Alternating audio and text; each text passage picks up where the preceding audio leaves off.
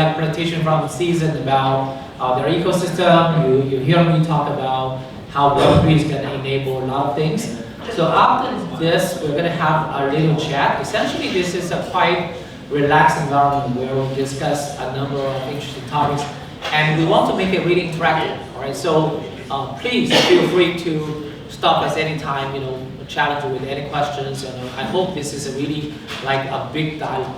All right. For today's panel, we are so fortunate to have some very experienced industry leaders to join us. First of all, beside myself, I will be the moderator and also join the discussion. But we also have our CTO Raymond from ZEASN to also join us in the discussion. And then we have our Andy from Bybit, who is leading expert in Web3 on many topics. Okay, you cannot imagine how many topics he knows. And then we have James.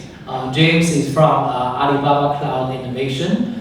Later we're going to ask them to introduce a bit of themselves. So first of all, let's give them a round of applause to welcome them on the stage.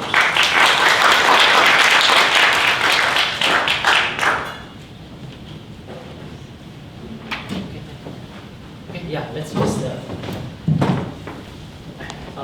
we have another one. Yeah. Okay, so all right. So first, I think you know me and you know Raymond. So why don't we let James and Annie to first introduce yourself? Yeah. Okay. Okay. Good afternoon, everybody, and thanks for Professor Jules inviting me. And James here. I used to work for the semiconductor industry. I ran my own startup focused on the marketing AI SaaS based on the Facebook and Google. Used to be the first batch of clients and partners for Alibaba Cloud, and then I joined them. And now I'm in charge of the new business, especially like the Innovation Alliance. So we focus on a few domains like the Web3, AI, medical tech, and the sustainability. So very glad to talk with the panelists and meet with everybody. Thank you. Hi, I'm Andy. So I'm an advisor to Bybit, and I'm also the head of partnership for Bybit. So all those things that you see about Red Bull racing is all done by me and my team. Apart from that, I'm also a licensed fund manager in Singapore.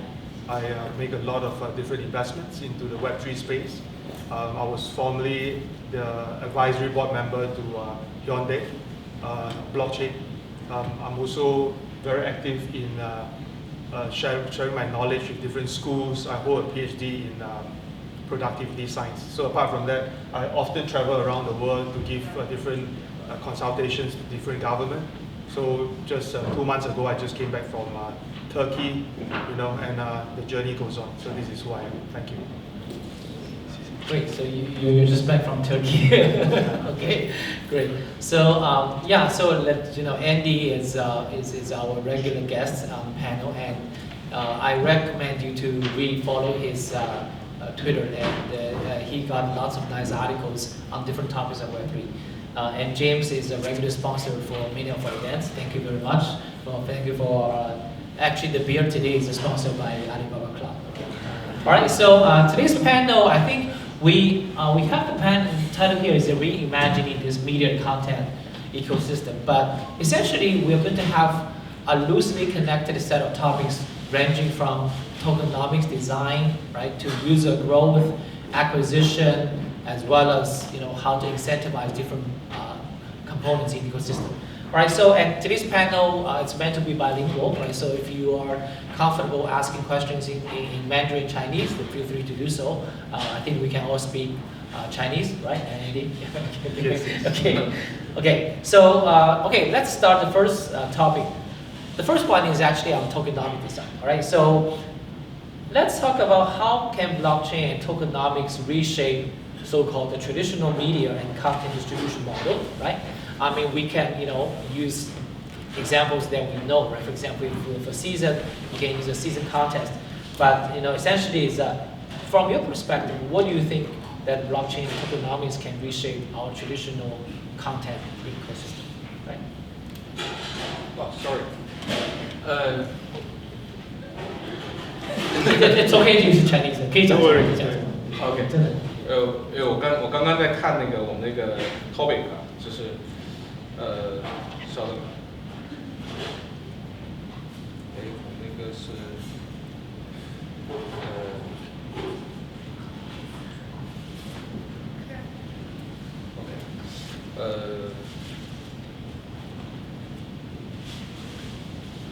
第一个话题是这个。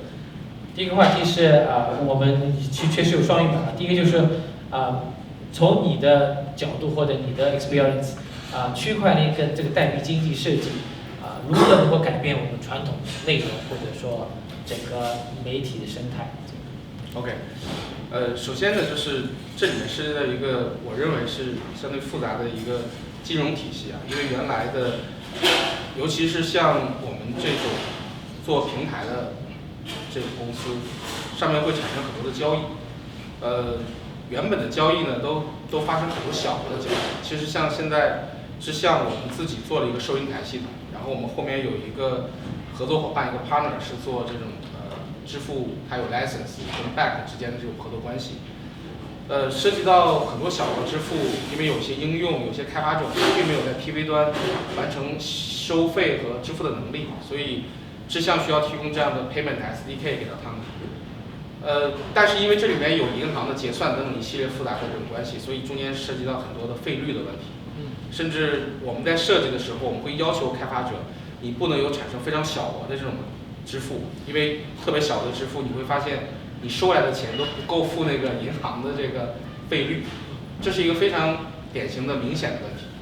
所以，我们一直也在想办法解决这个问题，这会导致呢，本来有一些其实对于 end user 来讲，他不需要付很多的费用就可以完成的交易，由于后面有大量的这种银行交易的这种限制，包括各个地区各个 region 之间的汇率的处理，包括一些银行之间的这种处理，导致了这个费用的提升。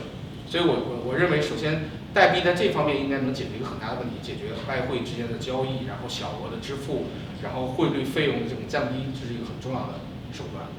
但第二点，我觉得也相对比较重要的就是在整个平台的金流过程当中，有一个很重要的问题是透明、互信。中国大陆的互联网在过去10年发展速度非常快，我们能看到也滋生了很多灰色的、复杂的交易在里面。有些词啊，叫什么刷量的一些词汇，就是为了能够上下游获得更多的benefit 的分享啊，所以有一些刷量，有一些是为了做到他们可能有对赌协议啊等等，有一些 on the table 的一些交易，所以会产生很多不正确的交易或者是错误的交易，这样呢会导致有很多平台的拥有者或者说是内容的拥有者，他是获得不到正确的收益的啊，这包括刚才朱教授讲的关于电影交易这件事情。线下的电影交易就很多刷票房嘛，因为他们之间为了一个保底一个票房，可能整个屋子里都没有人来看电影，但是这个屋子的这个电影票都已经卖出去了。在平台层面，这种事情更容易发生，更简单发生。像给谷歌做广告，我很容易就我知道这个 MAC address， 也知道这个 IP， 但这个广告真的是否有被用户看到，其实也是不确定的。所以我们觉得用 tokenization， 用代币这种机制来去 trigger 所有的交易，也是能彻底的解决互信和透明的问题。然后重点加这2点。好的，留一些等一下再讲。Andy，you can talk about anything. 是。其实我们币圈也经常刷量。But my point is this. I think that the core difference in the platform business and tokenization business is that if you are looking at a tokenized business, you are looking at a very global audience. There's no way you could stop someone from transacting from Africa or even from China or from Russia, for example. There's no way you can stop it. So the kind of audience base is a lot wider than what we see in the Web2 space, where most of the time you will be restricted by the sheer fact of payment, and then there's a lot of such problems. So I think the one big benefit is that it can be very much globalized, Then from a more transparency angle, actually there's also a lot of fake transactions in the Web3 and crypto space, but if you don't really put in the effort to do it, all those transactions will be trace and track. All the wash trading and so forth can be trace and track. So is it more transparent? I think it's more transparent, but does it help the business in long term? I think it doesn't really help. So to me, the more important thing is still capturing the global audience. With Web3, there's actually no boundaries. You could do whatever you want, wherever you want, and your audience can reach your platform wherever you want. So I think that is the core difference with a tokenized model. Okay, just double confirm, this is a closed door event, right? Yeah. Close off and recorded. It's okay, but it is still under control. So then we can talk more freely. Yeah. So Nobody actually, is recording. So actually, from our point of view, we go back to the technical part. It's more on the Web3 and the AI. So maybe with a few points to share with you. First of all, why we want to focus on Web3. So I tell you a story. So actually, I bring my son to the Token 24/9, and I realized actually the only thing that he's interested, he's only 6 years old, is gaming and entertainment. So that means actually this kind of gaming and entertainment is still the entrance for the mass market. And taking another example is like why the Facebook changed to Meta is because probably they are not able to attract the young people. So they try to use the metaverse to attract the young people. So that's why no matter you like it or do not like it, no matter it's right or wrong, probably there is a diamond shift that the entrance has been changed. So that's why we also need to look at the Web3 and AI and so on and so forth. I give you an example that how we approach that, probably related to our topic as well. So one is we try to build a so-called cloud works. It is quite kind of regulated, easy to understand, and a lot of big brand has been tried the metaverse before, but because they haven't linked the different metaverse, so it's isolated, so it doesn't work. So we're trying to link to have the cross chain, so it makes more sense. And apart from that, AI is a very important topic. So we have put the non-playing character in it and triggered by AI, so you can talk with them. So what are you going to, where can I go? What are the bad things? No matter if they help with the gaming experience or help with the shopping experience, but it still works. So I mean, this is just an example. So my point is, first of all, this is really important because it changed the entrance. Second thing is Web3 and AI really can put together, can have some automation, and it's a lot of things can be imagined here. So probably we have something to work together as well. Thank you. Yeah. So now you mentioned kids, I can follow up on that. Yeah. So I also my son always want to grade his Pokemon card. Right? Did I tell you that story? So one day he said, "Hey, Daddy, I have 2 Pokemon cards. Can you help me to mail to the United States? Because there's a company there, they claim they will grade your card, right? So if they first of all test whether this is an authentic Pokemon card, and if it's actually of a great value, they will mail this back in a very nice package, kind of thing. And but they charge $200 for each card to grade, kind of thing. and okay, my reaction is, first of all, I asked me why those companies have the right to grade your card, right? I mean, who give them the right to? Why they have this authority to grade your Pokemon card? Okay. And the second question I asked him is, suppose, okay, you bought this card with $10, right? This Pokemon card. If it's really worth $1,000 right, after grading, most likely the company will already, swap the card with some fake one, right? So, I mean, if you think about this, is really an interesting example of why this whole Web3 thing would make sense. Is because in this content creation system, whatever you create, right?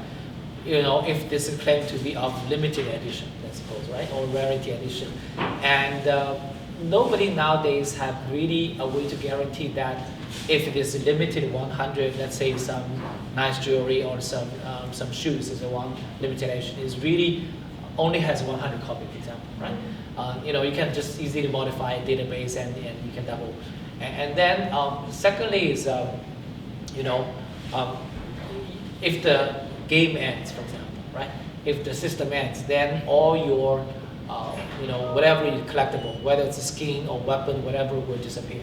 So previously, I heard about there was a lawsuit with in China, which is this big game. I don't remember it's a Tencent or NetEase. They sued the company because the user lost a 300,000 RMB this weapon because some bug in the code. Okay, so yeah, so these things happen on the traditional Web2 system, but naturally, I mean, with Web3 technology, right, we can solve this problem because with blockchain, this is guaranteed to be limited edition, and nothing will get lost because of consensus. Right? I mean, even the game ends, you can import it into another gaming system and so on, so forth. So to me, this is a natural extension of whatever we have in the Web2. Do you have any thoughts? No, I just really want to add on. Yeah. Because what Professor said is 100% true. But can I just ask that if any one of you here agree that NFT is always in your wallet? It's always going to be there. If you look at it from a longer perspective, if you have gotten your NFT from maybe 201819, when you try to open it again, the NFT will not look anymore. So actually, there's still issues with the current asset model. Yeah, that's why you mentioned NFT, right? So okay, and I think this is good, right? We engage a little bit too. So NFT, because you have this programmable part, right? That's the magic part. At the same time, it also causes trouble. Because of this possibility, you can reprogram it. So that's why it can disappear. It can actually change formula. But if it's a regular token, if it's an FT, then as long as it's in your wallet, I can be sure that this is my wallet, right? Does that make sense? That makes sense, but then it will not be what you have mentioned in terms of rarity and so forth. Yeah.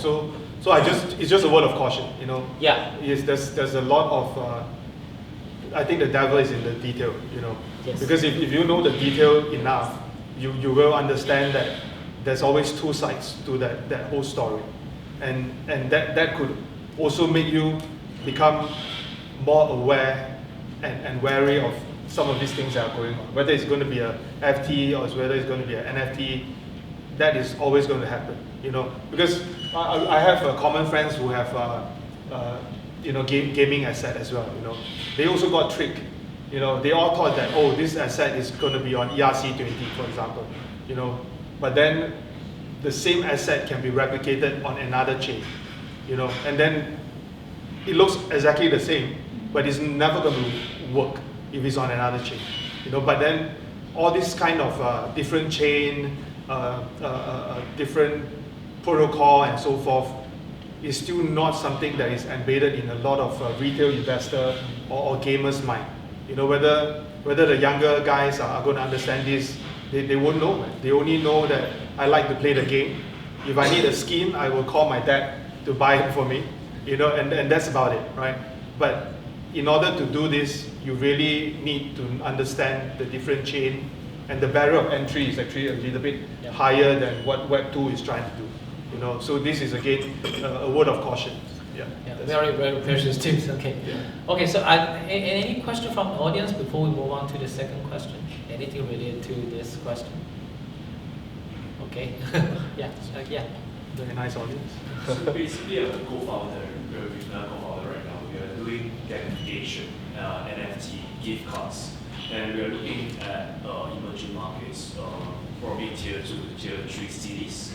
And we're going more on the lower risk because based on your statement, right, what I understand is that the NFT is more on the speculative risk spectrum. But we are going to change the mindset over here because I think the three main concern in the industry right now: number 1, regulation; number 2, risk; and number 3, adoption rate. So if you can gamify that experience and make it more like utility and use cases, will it be better compared to just holding that digital collectible arts for speculative reasons? What kind of gift card are we talking about? So we may incorporate with like different game developers you can look at animations, gacha effect. You know, you may even look into like Pachinko kind of, you know, kind of low risk barrier, entry barrier. So it's not so much where, you know, on a higher risk, you know, then the red flag is on. But, you know, it's more like the adoption. I think the two values that we carry over here is fun and experiment. Do you want to answer? Okay, no, I think no one here is trying to say that NFT is purely on the so-called speculation part. I think all of us agree, particularly, for example, myself is a strong believer that nowadays people are still exploring NFT at a very shallow value, just like I said.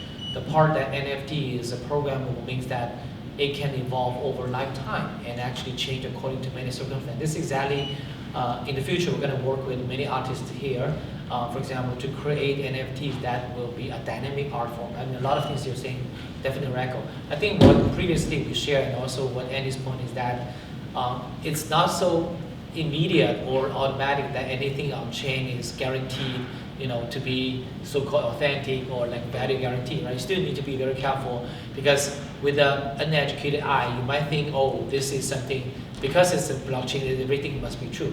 But you can be easily fooled if you're not careful about what's actually under that code, for example. Yeah. Is that? Okay.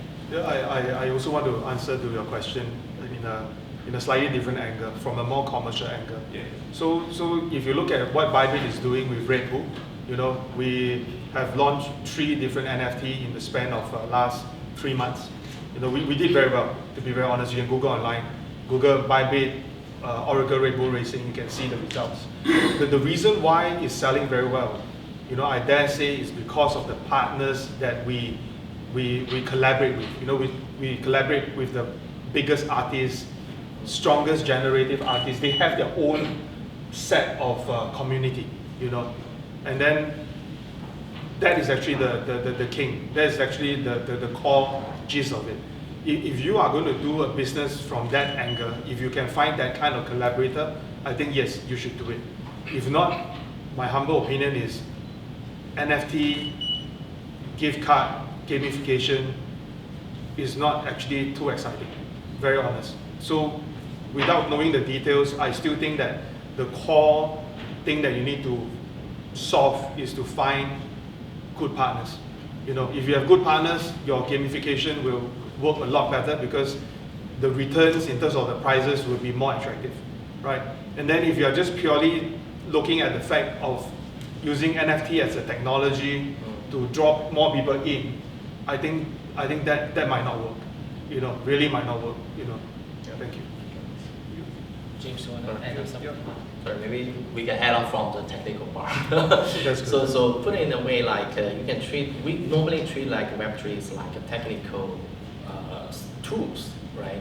So just like Andy mentioned, eventually you still need to have a real business or the real attraction, a real value behind it. I think this is something we think that is the thing. So there's also some trend, if you believe in it. So like the Web3's user is still much smaller than the Web2. And I think that's why Andy has been introducing the Red Bull to the Web3 world, because the traffic, because of the community, because of the player behind, really is the essential of the business. The other trend you can observe that previously probably have the Axis Infinity, but now it's the real gaming company using the blockchain technology to make it looks much better. So I think we can still treat it like a technology. So it itself probably is not as as attractive as it used to be. Right? Okay, great. Thanks. Let's move on to the next so-called questions. So, you know, we've been talking about Web3 and also AI is another very hot thing, right? So in terms of user growth, for example, or new user acquisition, do you think in all these business ecosystems, we have new ways of using this technology to help us grow the ecosystem, right? Recently, I mean, ABCD has this user growth camp, right? And I was also invited there for give a talk. So a lot of people interested in how Web3 and AI can help the business to acquire new users and also to grow the user base. So what's your opinion? I mean, do you think Web3 can add on something, right, on that perspective? Okay. For the user part, it's the season in past 12 years, the basic business. Actually, most of the apps acquisition the new users very expensive and difficult. A lot of gaming apps or some movie or media apps in the mobile, if they want to grow one end user, they need to put a lot of money to the Twitter, YouTube to get the new users. But ZEASN already have the more than 18.5 million family at there. So actually, we just with the device together to sell the device to the end user, then we can get the user. And actually, ZEASN now don't need the pay for any user. Even we get the money from the user, because the user buy a TV, they don't need to pay the money to ZEASN. But all of the TV set should pay the license to ZEASN. So ZEASN get the user easier, but how to protect the user and keep the user growing and in our business, this is the important thing. So that's why ZEASN start to want to use AI and Web3 technology to provide the good things. At that moment, I still talk with some friends together to say why the user starts not watching TV anymore, and we lose a lot of view time from that user. And the TV developer very slow. The hardware didn't like the mobile phone. So the key important reason is the no killer content in that industry chain. So AI coming, I think we can use AI technology to generate a lot of good content, and the big share screen can imagine you can do a lot of things in this very big share screen, such as easier gaming or the multiplayer gaming or the AI education. So I'm sure the AI technology can make the smart TV become the original position, the family-centric entertainment hub. So the AI must be helpful for us. And for Web3 part, I think because ZEASN just start to cooperating with the SMU, so for the Web3 part, I don't have so many knowledge can answer all of the questions. So I still want to listen for Web3 part. Okay, thank you. So I think this is a very good point, like why we stop watching TV, right? I mean nowadays everybody has this reason, but for me it's basically, we have more portable device, right, that more easily can gain access. It's sometimes hard to say we have to sit down to spend time, but I'm not against TV. Right? I myself is not against TV. On the other hand, I like TV. Because, yeah, so but I spend a lot of time on YouTube, on some other Chinese website and so forth. So I like the model, Raymond. So I like the model very much. But what coming back to that question that Prof has mentioned, I just felt that AI would actually be the interactive tool, for your TV. Nowadays when you talk to the AI, for example, they give you not really AI, some of these I don't want to mention the Google boxes and so on. They try to be very intelligent, but I think with AI, it'll give you the next level intelligence, with the ChatGPT and so forth. They give you the next level intelligence. For example, they can really talk to you and ask you what kind of movie do you want. Yeah. They can even, today you are a small kid at home trying to play a game, trying to watch TV. The AI can be very smart, and it might look like your mom talking to you and say, hey, 今天看够了吧, 对吧? So that kind of interaction it can sound really silly, but it is actually very, very much dear to our heart, because these are things that you really feel. You know, your mom is not around, your dad is not around, the AI become your mom and dad, right? It become more interactive.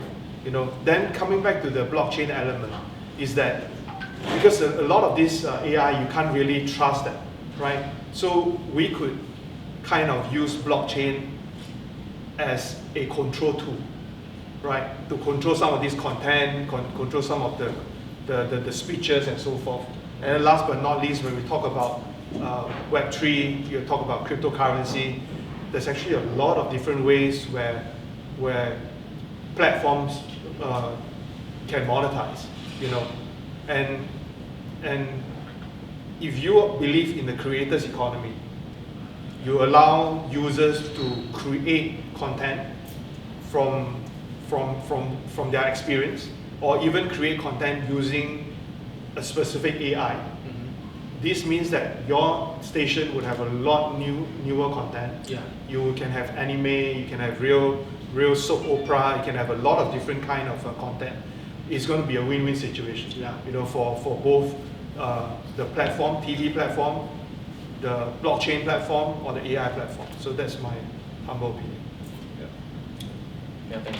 So maybe I can contribute a few points. First of all, is based on my experience, which when I was doing my own startup, we're using the so-called marketing AI to do the optimization based on Facebook and Google. I think for the normal people, I think one thing we need to watch out is how AI can create, right? So you probably are not trying to believe everything you're saying. Don't try to believe everything you saw, you hear, because especially for social media, that is what you are saying is some people want you to see. It will be more to the extreme because you have the AI content, no matter from the picture, the copywriting, as long also like even the targeting. But of course, if you just for entertainment, it should be okay. But if you're looking for some news or facts, just watch out. And when we ran the startup, previously we can only use AI to optimize the targeting. So let's say we can target a certain group based on the result. But nowadays, AI can generate content, like the picture, like the copywriting. It just sounds like some people. So I think that is something really interesting, but you also need to watch out what you are saying. The second thing when Prof had mentioned about is how to do the growth hack in the Web3. I think back to what I mentioned about is I think Reimagine is on a very good base because previously at Web2 they were already very successful. Yeah. But for example, for some of the new startup, you're looking for new users. I think still back to the fundamental is to look at the number. The Web2 has much more users, yeah, or the enterprise compared with Web3. So as a APAC #1 cloud, when we do some partnership, we talk with some of our clients and partners, we're telling them our position is not only cloud. We are like a platform because APAC is an emerging market. APAC has a lot of young people. APAC has a lot of growing enterprise. So if you are doing some new stuff, no matter it's in Web3 or not, probably want to leverage some of the existing database, existing network. And just give an example, so previously mentioned about CloudWorks, and if it is, because it's closed all, actually, we already use our existing B2C, the C traffic to inject into it to see what is going on. Because, for example, like Ant Group, like the AliExpress, like Lazada, they have a huge number of players or huge number of users. It's just like how the product can feed into it, and how we can help to do the linkage. And you're going to see the growth hack is very interesting. Okay. Yeah. So I just thinking for the Web3 and blockchain part, for the new user acquisition, the ZEASN start to build a mission one organization, an ecosystem, because ZEASN is a software company. But if we want to deliver our platform to the end user, we need to have the partner, such as the ODM or the TV branding together. And in past 12 years, ZEASN more focused on the tier 2 and tier 3, even the local tier 4 tier branding. This is the main marketing side. So how to let all of the partners, the tier 2, tier 3 brand, trust the season. Should be important thing. And most of the TV manufacturer ODM, they just know how to sell the TV, and their benefits, profits, mostly from the TV revenue. And you know in this world, a lot of ODM and the China Mainland have a local TV brand. They sell the TV cheaper and cheaper and cheaper. So how to protect all of the tier 2 and tier 3 branding they can alive in future? The meaning is season alliance ecosystem can alive. This is a question. So we believe the Web3 and blockchain things should be basic, and the season can get a lot of revenue and share the benefit to all of the branding partners. And based on the blockchain, I think should be make sense. We can trust for each other and share the benefits each other and protect this ecosystem each other. Okay. Any input from the audience? Yeah, Leo. Thanks for sharing. So I'm sorry, can I get back to the previous topic? Because I was trying to So I'm currently watching those live streaming. I think it's a very good way to kill time during my transportation time from workplace to home. So I was noticing that for those live streamer, very famous influencer, they get awarded by the audience, but the majority part was actually submitted to the platform, the company. So I think it's kind of unfair to those live streamers and to the audience. It increased extra burden to the economic. Yeah. So I was trying to ask that, can Web3 help those help this case be more fair in some way? Yeah. I just answer. I think it can be more fair, using the Web3 model, because everything is very transparent. So let's say, example, for this live streamer, you get 1 ETH, and then the platform gets 0.1%, for example. Then the platform will just get 0.1%, and the rest will be transferred to the live streamer, right? So I think on that aspect, I think is very fair. But the thing is, we cannot think in this manner, because the Web2 companies, although they charge a higher fee, they actually are the one bringing in the traffic, So you really got to see this in a more, if you see this from a more commercial angle, I still felt that the Web2 collaboration would be more lucrative, So what if you get 90% of $1,000, but if you can get through the Web2 company $1 billion, you get 1% is a lot more than what you're getting. So I still felt that's the key, but also it depends on the influencer and depend on the content provider what kind of route they are going to take. So there's no right or wrong answer. Yeah. Okay, so I have a little bit slightly different idea. So for example, Leo, suppose I let you issue your own token based on your live streaming, okay, for example, and your content. And today maybe you're not very famous, right? Maybe Leo, so I can actually purchase your token with a lower price. But you keep streaming, right, for example, and you keep getting tips. But after 1 year, if suppose you become more popular, for example, right, and then your Leo token becomes more popular as well, right, at a higher price, and you say now I can actually arrange people to pay through my Leo token, right, for whatever I'm offering, whether it's you're on the front seat for my streaming room, or I have some souvenir or autograph, for example, you need to pay with my Leo token. So I think one way to think about this so-called influence economy is that we can also tokenize your influence and power, okay, through this tokenization. And just in response to Andy's idea, how to handle this audience problem, right? So if you think about if the audience is part of the economy, right? Because I've bought your Leo token, right? So I know that if I keep supporting you, when your Leo token appreciates, my token also appreciates because I got your token. So by viewing, I'm actually mining, right? So I'm actually enjoying it. So that's why we are co-creators of your popularity. And in the long run, I believe this mode is going to be more sustainable in terms of getting the viewers, because Web2 marketing got a lot of issues because you have to invest a lot, right? You can't burn cash. You have to burn cash to getting the users. But if you use Web3 model where users become part of the investment circle, right? Then in the long run, of course, you have to be successful yourself, right? But if you are a lousy streamer, then sorry, there's no way to get it out. But suppose you're a good streamer, then in the long run, this economy is going to be more sustainable because it's a self-growing, right? So that's just kind of idea. Let's maybe move on to the next one, unless you guys have. So can I add just a question? Sure. Yeah.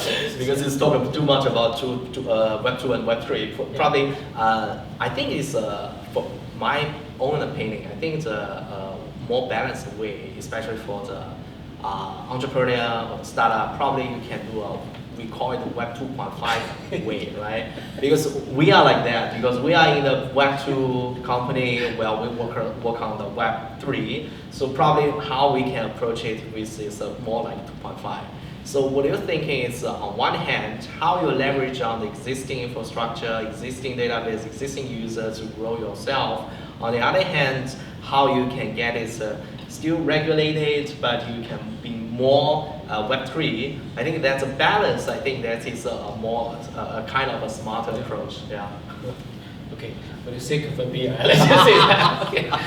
Okay. So just talking about AI, I think a very natural question is that when people nowadays talk about AI, right? Another very related question is how to handle users' data, right? Because all AI models need user data for training, for stuff.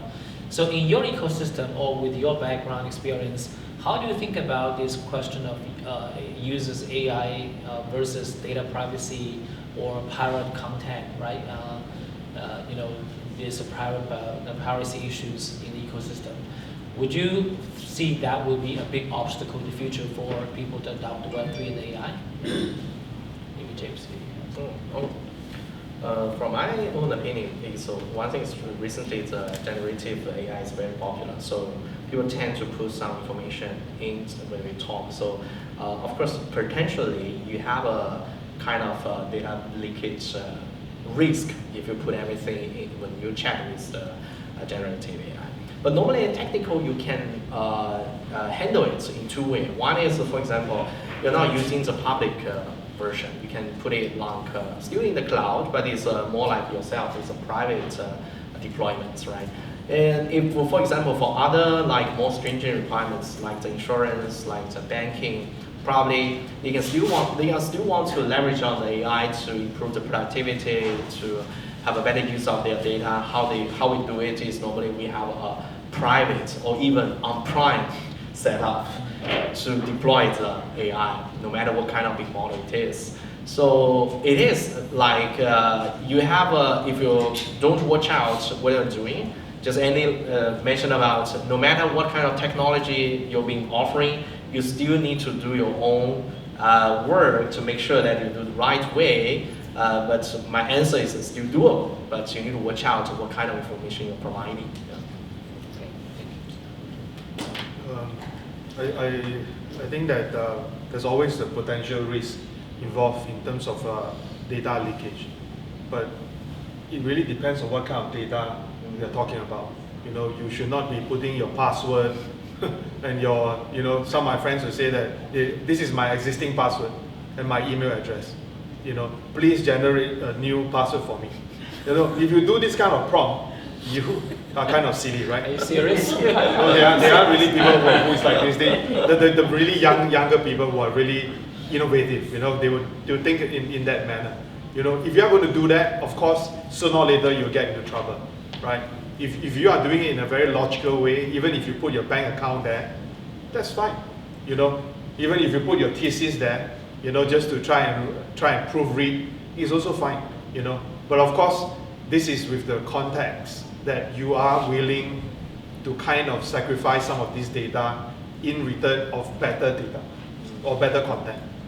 And not everyone can afford the private GPT, So this one we have to get from James, But my point is, if we can do that, and if that is a service that Ali Cloud can provide, I think that would be a really nice thing. You know, instead of paying ChatGPT $20 a month, we pay you.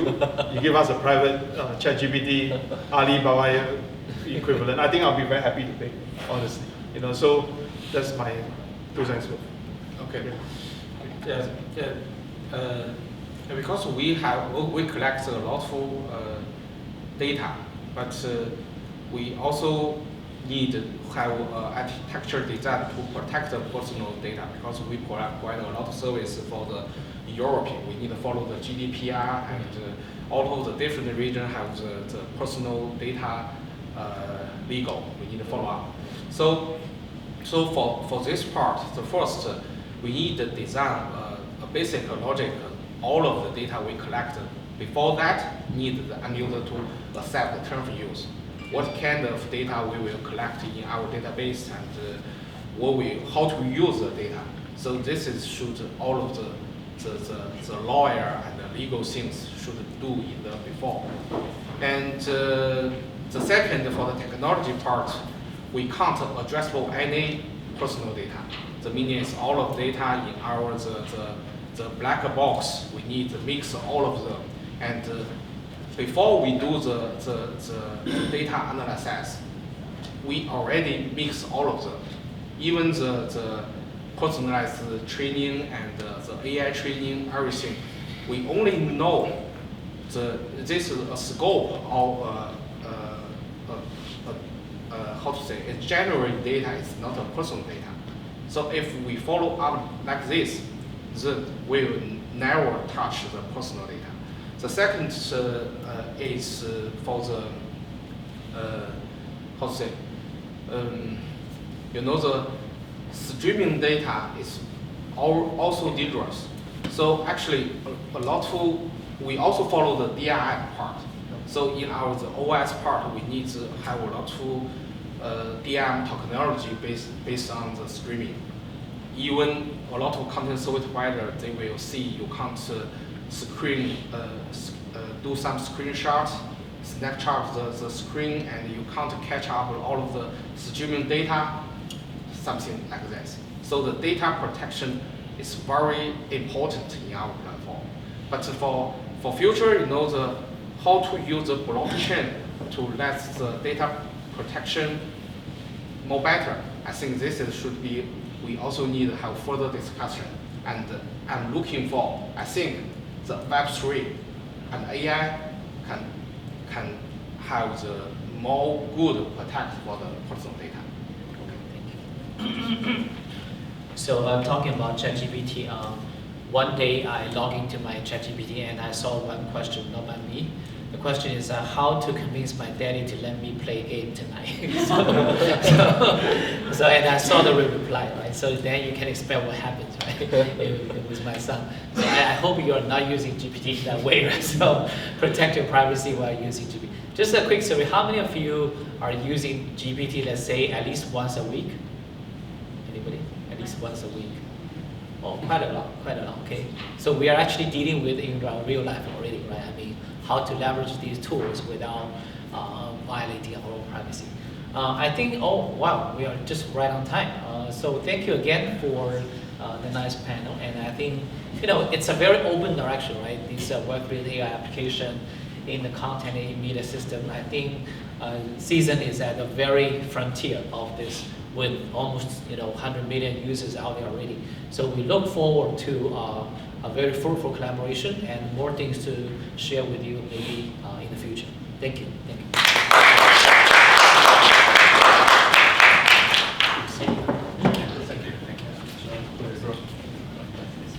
Okay, thank you for today's session. So this I officially conclude today's talk, but you're feel free to just mingle. There are still beer, right? James, you can take one. Yeah, okay. And thanks again for all the sponsors. Thanks for Modal. I want to mention Modal particularly because our Modal team has been busy with all the stuff for the past few days, and then also ZEASN for sponsoring all the things.